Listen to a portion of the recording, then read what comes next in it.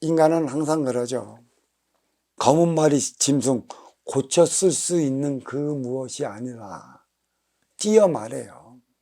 그래서 너의 본성에 부과시킬 이성을 함양하기 위해 노력을 하나 네 욕심의 결과물이 지금 현실 여기서 살아가는 나의 모습으로 비춰지는 것이에요. 네가 아무리 너의 본성을 감추려 해도 네 욕심은 네 안에서 분출되기 마련입니다. 그래서 인간은 항상 그렇게 나타나는 것이죠. 아쉬운 자는 이로운 자를 찾아가게 되어 있다. 아쉬운 자는 이로운 자를 찾아가게 되어 있다는 것은 덜 가진 자는 더 가진 자를 찾아가게 되어 있어요. 그래, 언제나 물론 누구는 그래요. 더 가진 자가 나누어 쓰지 모르기 때문에 그걸로 인해 받는 표적도 있지만 정신적인 차원의 삶을 살아가려 하는 이들은 어느 순간에 아쉬워 찾아오는 이들의 손을 잡아 나가기 위한 노력을 게을리지 않습니다. 특히 우리 그 베이비부머 세대는 이 낭만이 있다고 그랬어요. 이 낭만은 인간 삶을 바른 길로 유도하기 위해 주어진 일련의 방편이라 어디 가서도 없는 게 죄가 되지 않았던 그러한 시대의 시절을 살아온 이들이었습니다. 왜? 없는 시절을 통해 갖지 못한 나의 형편을 통해 더 나은 삶을 강구해 나가기 위해 노력하는 세대가 아날로그 세대, 베이비 부모입니다. 그래서 이 아날로그 부모인 기계식 세대의 삶은, 희망은, 꿈은 삶의 모든 것을 어디에 걸었냐면 자식한테 걸었습니다. 하지만 이 낙마를 한다는 아날로그 베이비 부모의 삶은 어디 걸었나? 자기의 꿈을 실현하기 위한 것에 걸었어요. 물론 기계식 세대의 사랑 속에 성장해 온 게 아날로그라 자식에 대한 사랑도 있지만 기계식에 의한 자식의 사랑에 비하면 조족지혈이에요. 자기의 꿈을 실현하기 위해 살아온 세대이기 때문에 이제는 먼저 주고 후에 받는 행위가 무엇인지를 알고 나의 꿈을 내 스스로 실현해 나갈 수 있는 그러한 기회를 먹고 태어난 세대인 것이죠. 그래서 이 아날로그 세대의 꿈이 인류가 하나 되어 살아가기 위한 실현을 시켜줄 수 있는 그 힘까지 그 안에 내장되어 있었어요. 하지만 이 꿈은 결국 어떤 세대에게 물려주기 위한 것에 있냐면 민재아 세대, 자기 자식 세대에게 물려주기 위한 것에 있는데 그게 음양 합의를 이루어내지 못한 육생 물질 문명만 키워왔기 때문에 양양상층으로 아직까지도 인간에 대한 이기적인 그 차원을 벗어나지 못하고 있습니다. 왜 그렇다면 이 본성을 얘기하면서 아날로그 세대의 본성을 얘기를 하는가? 자, 아날로그 세대의 일생을 1대 36년으로 잡아봅시다. 전생을 통해 이생을 살아가는 것이라 이 아날로그 세대의 전생은 바로 내가 죽고 태어나 어떤 이들은 그 죽으면 바로 윤회가 되는 그 차원으로 생각하고 있는데 아날로그 세대는 그렇지 않아요. 숱한 공적을 쌓아왔던 세대이기 때문에 저승의 위계가 무지 높아요. 전생이 어떤 이는 30년이 될 수도 있고 어떤 이는 300년이 될 수도 있고 어떤 이는 3000년이 될 수도 있습니다. 그렇게 윤회의 시간이 그렇게 길게 주어지는 그러한 이들은 위계가 그만큼 높은 이들이고요.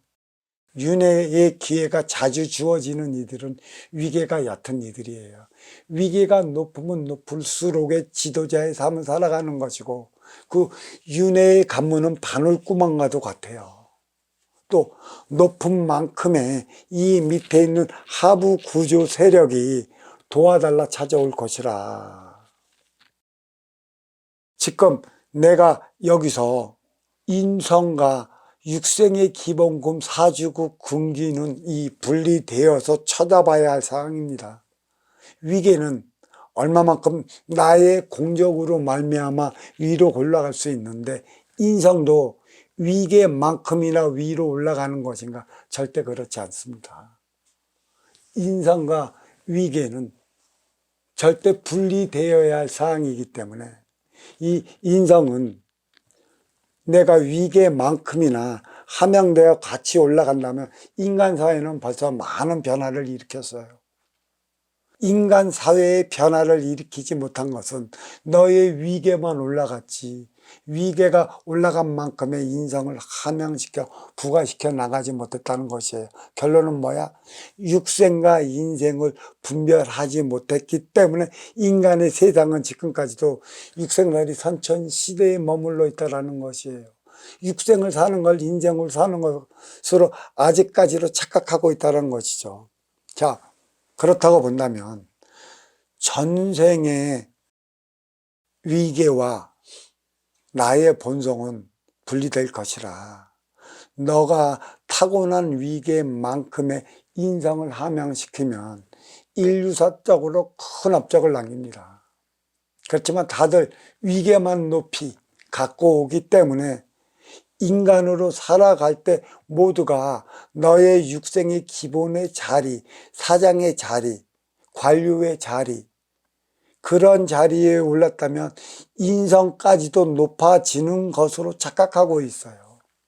그래서 이 본생의 인성을 부과시켜 높은 위계에 있는 만큼의 그만큼 인성을 올리지 못하면 이성을 잃지 않게끔 인성을 함양시키는 것이죠.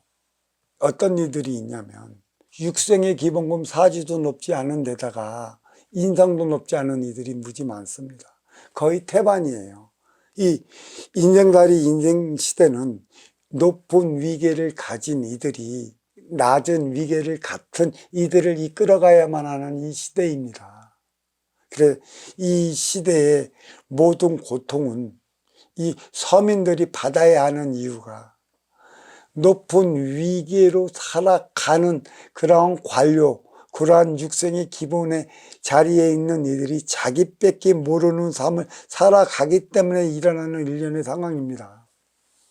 자, 검은 머리 짐승 고쳐쓸 수 없다 이렇게 얘기를 했죠. 육생의 기본금이 높다고 해서 인성이 다 된 걸까요? 그런 이들과 하나 되어 살아간다고 해서 진정한 하나 된 삶을 살아갈 수 있을까요? 아니면 핫지바리 인생을 살아가는 그러한 이들은 인상이 더더욱 안 돼 있기 때문에 그런 이들을 어떻게 고쳤을 수 있을까요?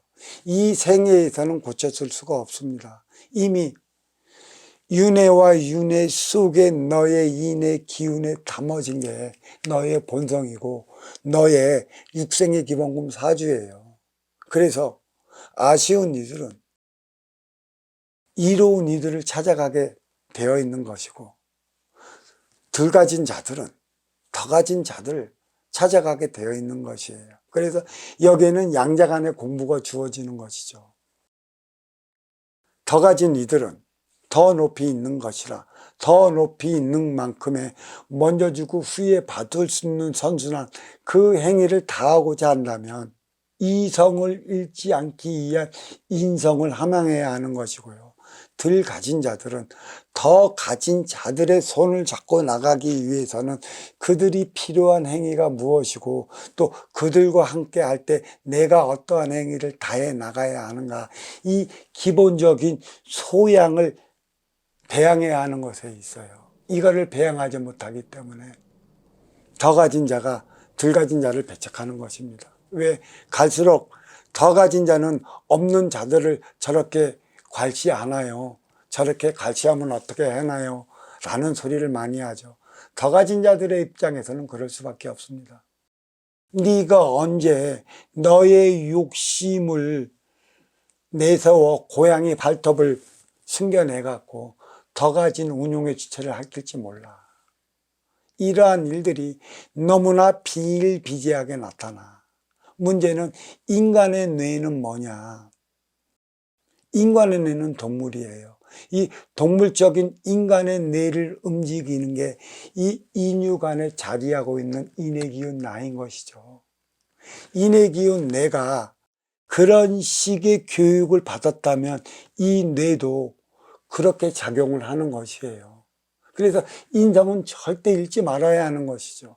뇌와 인기는 달라요. 이 뇌는 인간의 의사를 나타내기 위한 육의 생명의 기관에 불과한 것이죠. 인기 속에 내가 무엇을 갖고 있는가, 얼마만큼의 너를 공부시킬 때 너가 내 앞에서 하나 되어 살아갈 수 있는가, 우리는 이러한 차원을 알아야 돼요.